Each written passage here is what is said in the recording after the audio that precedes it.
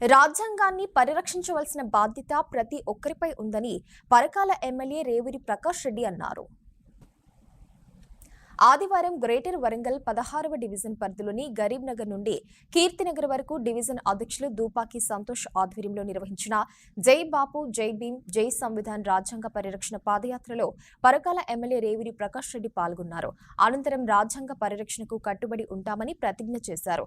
Parliament సాక్షిగా రాజ్యాంగాన్ని BJP ప్రభుత్వం అవమానించిందని, రాజ్యాంగ పరిరక్షణే లక్ష్యంగా కాంగ్రెస్ పార్టీ ప్రజల్లోకి విస్తృతంగా ఈ నినాదాన్ని తీసుకెళ్లి ప్రచారం నిర్వహిస్తున్నామన్నారు. మన రాజ్యాంగాన్ని మనం రక్షించుకోవడానికి పోరాటం చేయవలసిన పరిస్థితి కేంద్రంలోని బీజేపీ ప్రభుత్వం తీసుకొనొచ్చిందన్నారు. ప్రతి గ్రామానికి, ప్రతి వీధికి, ప్రతి ఇంటికి వెళ్లి రాజ్యాంగానికి జరుగుతున్న ప్రమాదాన్ని వివరించాలన్నారు. పేద, బడుగు, బలహీన వర్గాల ప్రజల ఆకాంక్షలు నెరవేరడం జై బాపు జై భీమ్ జై సంవిధాన్ రాజ్యాంగ పరిరక్షణ కార్యక్రమం యొక్క ముఖ్య ఉద్దేశమన్నారు. పెంపొందించే ప్రయత్నం చేస్తున్నాం. ప్రజల ద్వారా ఈ రాజ్యాంగాన్ని పరిరక్షించుకోవాలనే ప్రయత్నము మనం చేయడం అనేది ఈరోజు మన అందరి బాధ్యత. దీంట్లో కులాలకు అతీతంగా, రాజకీయాలకు అతీతంగా, మతాలకు అతీతంగా పాల్గొని ఈ రాజ్యాంగాన్ని పరిరక్షించుకోవాల్సిన అవసరం ఎంతైనా ఉంది అని చెప్పి ఈ సందర్భంగా మనం చేస్తున్నాం. ఈరోజు చూస్తున్నాం, మొన్న వక్ఫ్ చట్టం అని చెప్పి ముస్లింస్ ను దూరం కొట్టాలని ప్రయత్నం చేస్తున్నారు. అదే కాకుండా రాబోయే రోజులలో చూస్తే రిజర్వేషన్ ఆర్ఎస్ సంఘ్ అనేది రిజర్వేషన్ కు వ్యతిరేకం. ఒకసారి ఫస్ట్ ఒక్కొక్కరిని వీడియో తీసుకుంటూ పోతే కడమ వాళ్ళ మద్దతు ఉండదు, ఒక్కొక్కరిని వీడియో తీసుకుంటూ పోతే వాళ్ళు బలపడవచ్చు అని చెప్పి చూస్తున్నారు.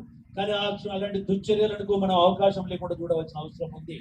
ఇవాళ ముస్లిం అనేది కావచ్చు, ముస్లిం యొక్క పర్సనల్ లాలో ఇవాళ మన బీజేపీ ప్రభుత్వం ప్రయత్నించింది. వాళ్ళ దాంట్లో మరి మీరు చీలికలు తీసుకోవాలని ప్రయత్నం చేస్తున్నది. నెక్స్ట్ వచ్చి క్రిస్టియన్స్కి వస్తుంది ఆ ప్రాబ్లం. క్రిస్టియన్స్ తర్వాత జైనీస్కి రావచ్చు, తర్వాత సిక్కీస్కి రావచ్చు, తర్వాత బీసీలకు వస్తుంది. అల్టిమేట్గా ఏంటంటే రిజర్వేషన్స్ అవసరం లేదు ఈ దేశంలో అనే పద్ధతి వస్తే మరి ఏ విధంగా నష్టపోతామో మనం ఆలోచించవలసిన అవసరం ఉంది. కానీ ఈరోజు మన నాయకుడు గౌరవనీయులు రాహుల్ గాంధీ గారు ఆలోచించి కుల గణన చేపట్టడం జరిగింది.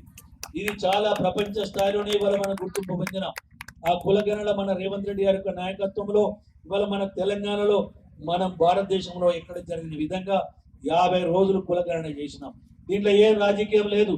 దీంట్లో ఒకటే, ఈ రాష్ట్ర వనరులు ఏవైతే ఉన్నాయో జనాభా ప్రాతిపదికన, దామాసా ప్రాతిపదికన రాజకీయంగా, సామాజికంగా, ఆర్థికంగా, ఉద్యోగ పరంగా వాళ్ళ హక్కులు వాళ్ళకు చెందాలి.